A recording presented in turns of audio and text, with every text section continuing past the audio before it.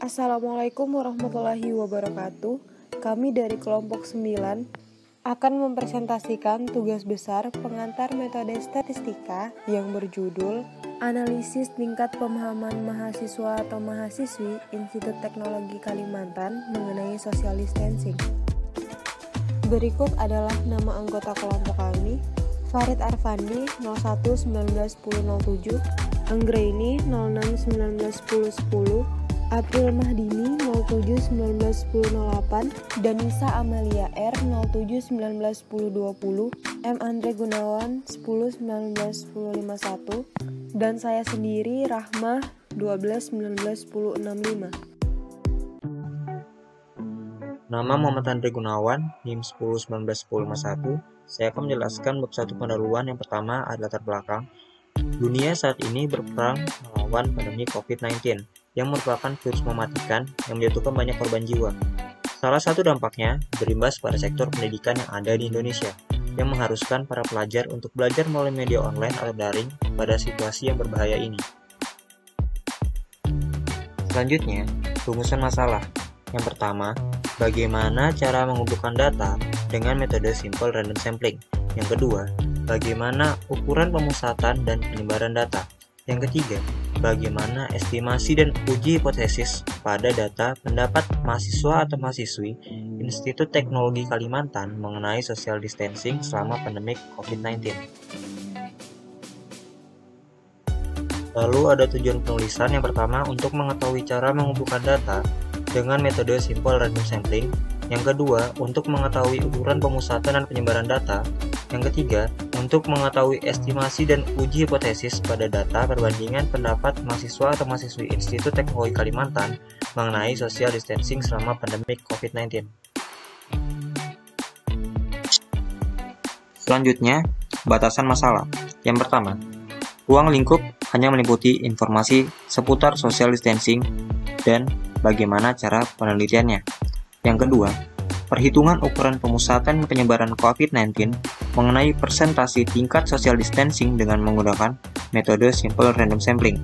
Yang ketiga, pengetahuan data perbandingan pendapat mengenai social distancing menggunakan statistik deskriptif, estimasi parameter, dan uji hipotesis. Lalu, manfaat dari riset kami bagi pembaca sebagai tolak ukur apakah penerapan social distancing adalah kebijakan yang benar dengan guna mencegah COVID-19. Dan bagi peneliti, manfaat yang diperoleh oleh peneliti adalah untuk mengimplementasikan ilmu yang sudah dipelajari di perkuliahan.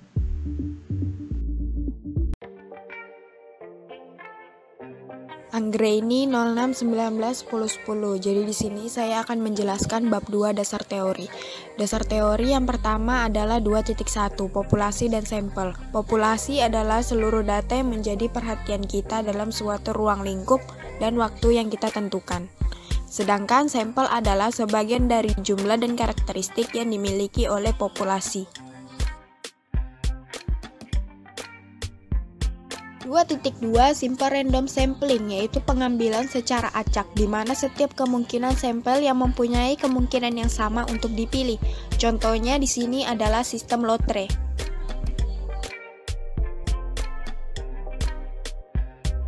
2.3 Statistika deskriptif adalah bagian dari ilmu statistik yang meringkas, menyajikan, dan mendeskripsikan data dalam bentuk yang mudah dibaca, sehingga memberikan informasi tersebut lebih lengkap.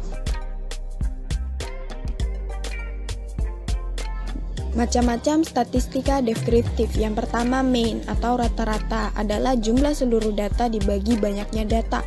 Median adalah nilai tengah. Modus adalah data yang mempunyai frekuensi tertinggi. Range adalah nilai distribusi yang paling sederhana. Variansi adalah ukuran disperse.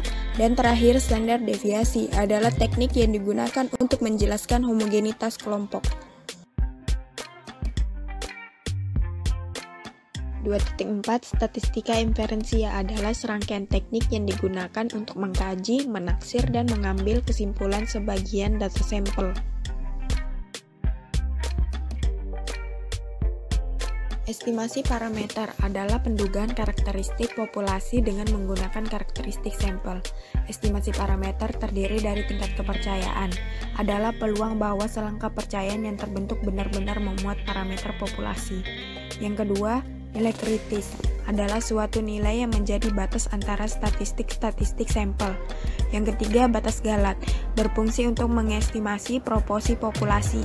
Rumusnya batas Galat yaitu E sama dengan Z alfa per 2 akar sigma 1 pangkat 2 per N1 ditambah sigma 2 pangkat 2 per N2.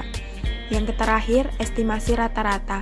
Estimasi interval konfidensi dari mu1 dikurang mu2 adalah X bar 1 dikurang X bar 2 dikurang E kurang dari mu1 dikurang mu2 kurang dari X bar 1 dikurang X bar 2 plus E.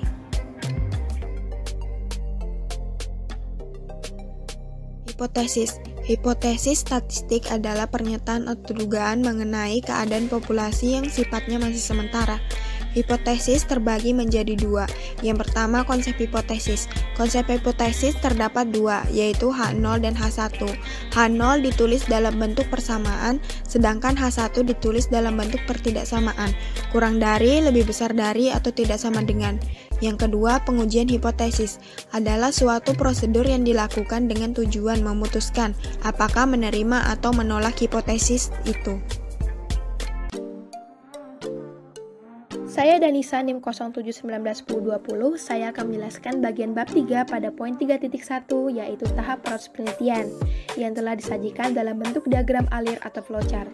Dimulai sebagai langkah pertama, kedua menentukan ide penelitian dengan tema COVID-19, ketiga melakukan survei dengan menyebarkan kuesioner kepada responden, keempat mengumpulkan data responden, kelima menganalisis data menjadi dua populasi berdasarkan jenis kelamin.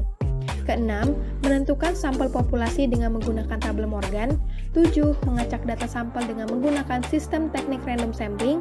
Kedelapan, mengolah dan memperhitungkan data dengan menggunakan statistik deskriptif, estimasi rata-rata, dan uji hipotesis. Dari seluruh tahap tersebut akan menghasilkan kesimpulan data dan selesai sebagai tahap terakhir. 3.2. Ide penelitian. Ide penelitian kami bertemakan COVID-19. Jadi pada tugas besar penghantar metode statistik ini, kami membahas tentang COVID-19 yang berjudul melakukan penelitian mengenai tingkat pemahaman mahasiswa-mahasiswi Institut Teknologi Kalimantan mengenai social distancing selama pandemi COVID-19. Nama saya Aprilia Mahnini, NIM 07191008. 3.3. Waktu dan jadwal penelitian. Jadi waktu dan jadwal penelitian pelaksanaannya adalah dari hari Minggu 3 Mei 2020 sampai mencapai target yang ditetapkan. Data yang kami terima telah melebihi target pada hari Rabu 6 Mei 2020. 3.4. Data mentah dan pemisahan data.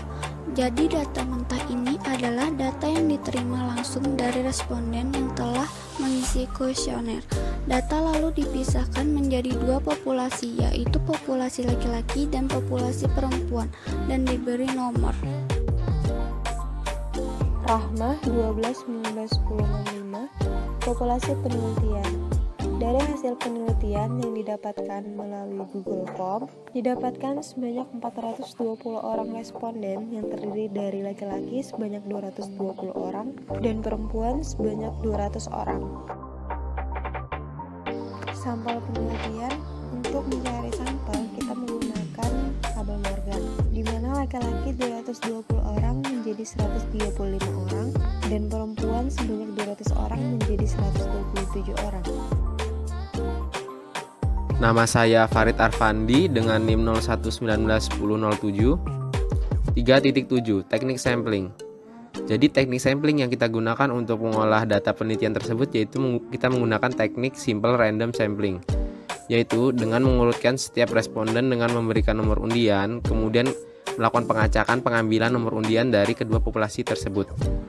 Untuk populasi laki-laki sebanyak 220 orang dengan sampel populasi laki-laki 135, maka akan dilakukan pengacakan sebanyak 135 kali pada nomor undian responden laki-laki. Dan untuk populasi perempuan sebanyak 200 orang dengan sampel populasi perempuan 127, maka akan dilakukan pengacakan sebanyak 127 kali pada nomor undian responden perempuan. Nama saya Aprilia Mahdini, NIM 07191008. 4.1 Teknik Sampling. Berikut penjabaran teknik simple random sampling yang digunakan kelompok kami. Pertama, membuat kuesioner dalam bentuk Google Form. Kedua, menyebarkan link Google Form pada mahasiswa dan mahasiswi aktif di TK. Ketiga, menyimpan hasil data responden yang telah mengisi Google Form hingga mencapai minimal target sebesar 200 orang laki-laki dan 200 orang perempuan sesuai ketentuan instruksi tugas besar. Keempat, membuat populasi berdasarkan jenis kelamin. Kelima, memberi nomor pada setiap populasi dengan Microsoft Excel. Keenam, menentukan sampel pada setiap populasi. Ketujuh, setelah 135 orang laki-laki dan 127 orang perempuan pengacakan data terpilih, maka akan dijadikan sebagai data sampel. Berikut adalah data mahasiswa Institut Teknologi Kalimantan yang terpilih menjadi sampel dari populasi laki-laki.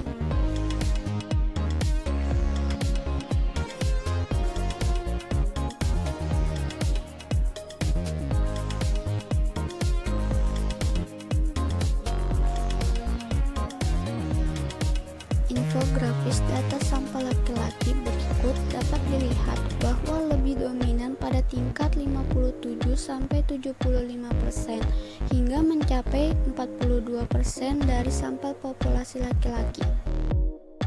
Berikut adalah data mahasiswi Institut Teknologi Kalimantan yang terpilih menjadi sampel dari populasi perempuan.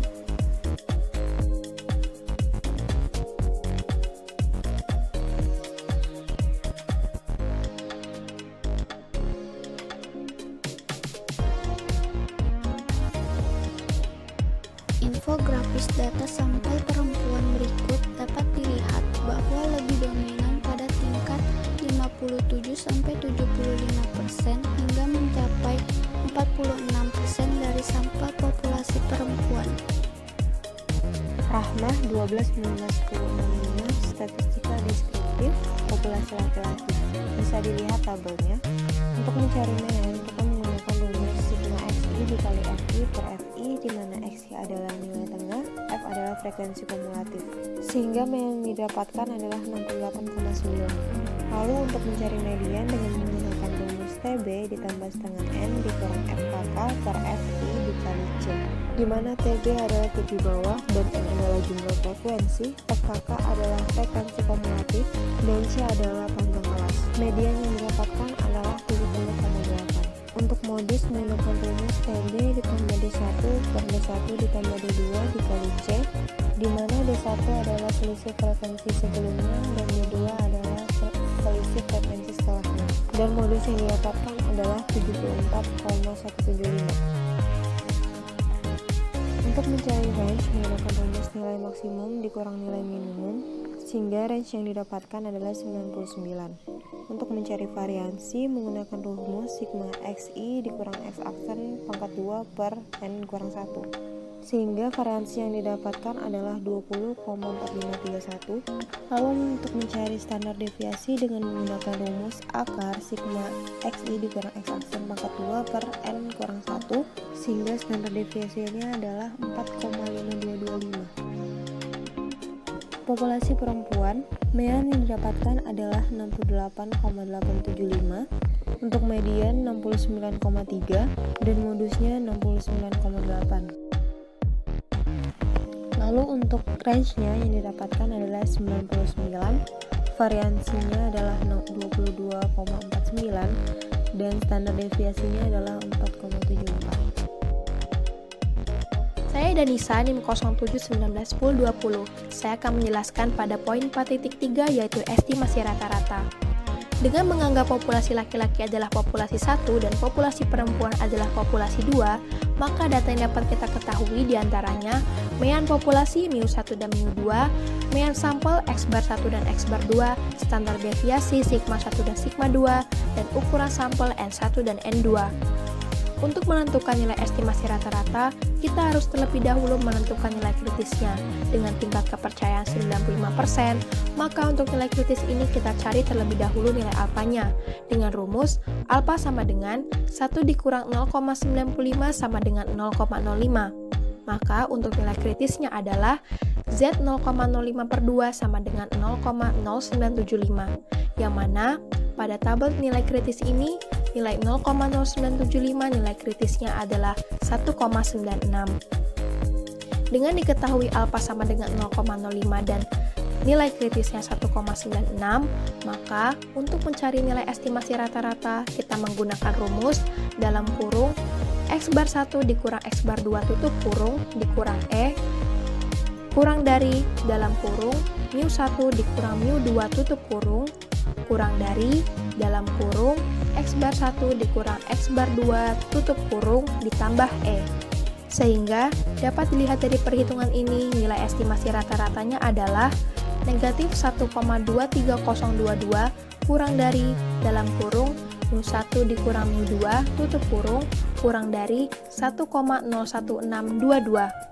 Atau dapat disimpulkan dengan diyakini 95% bahwa mu 1 dikurang mu 2 epsilon dalam kurung negatif 1,23022 titik 2 1,01622 tutup kurung. Farid NIM 01191007 4.4 uji hipotesis.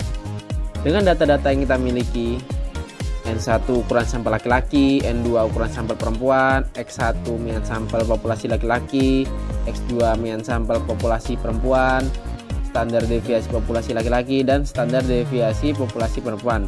Kemudian kita dapat menentukan formulasi hipotesis dengan H0 itu mu1 sama dengan mu2, H1 mu1 tidak sama dengan mu2, di mana mu1 dan mu2 adalah rata-rata mahasiswa dan mahasiswi yang melakukan social distancing. Selanjutnya kita tentukan taraf nyata dan nilai tabelnya dengan alfa 0,05, T alfa per 2 0,025, degree of freedom dengan rumus N1 ditambah N2 dikurang 2 dapatkan hasilnya 260. Maka T didapatkan dari tabel T 1,969. Selanjutnya kita tentukan kriteria pengujiannya. Jika T0 atau T uji terletak di antara nilai min 1,969 dan 1,969, maka H0 diterima. Apabila T0 atau T uji nilainya lebih besar dari nilai 1,969 atau lebih kecil dari min 1,969, maka H0 ditolak.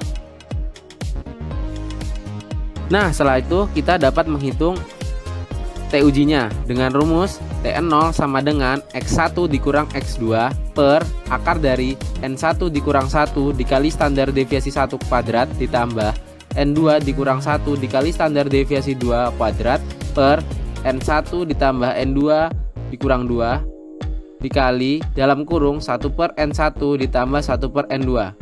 Dari data-data yang kita miliki, kita masukkan data tersebut ke dalam rumus ini, kemudian kita menghitungnya menggunakan kalkulator. Didapatkan T0 atau T ujinya min 0,187. Karena nilai T0 atau T uji terletak di antara nilai min 1,969 dan 1,969, maka H0 diterima dan H1 ditolak. Jadi dapat disimpulkan, rata-rata mahasiswa dan mahasiswi yang melakukan social distancing adalah sama. Sesuai dengan grafik yang ada pada gambar ini, daerah penerimaannya itu terletak di antara nilai min 1,969 dan 1,969, di mana daerah penolakannya terletak di sebelah kiri dari nilai min 1,969 dan terletak di sebelah kanan nilai 1,969. Farid NIM 01191007 5.1 kesimpulan. Adapun hal-hal yang dapat disimpulkan dari pembahasan ini, yang pertama, Dari data responden mahasiswa dan mahasiswi yang telah mengisi kuesioner, didapatkan jumlah total sebanyak 420 orang, di mana populasi laki-laki sebanyak 220 orang dan populasi perempuan 200 orang. Yang kedua, nilai sampel populasi laki-laki sebesar 135 dan nilai sampel populasi perempuan sebesar 127. Yang ketiga, dari 135 orang mahasiswa yang melakukan social distancing, sebesar 42% pada tingkat pelaksanaan 51-75% dan 127 orang mahasiswi yang melakukan social distancing sebesar 46% pada tingkat 51-75%. Yang keempat, proses perhitungan data dengan statistika deskriptif.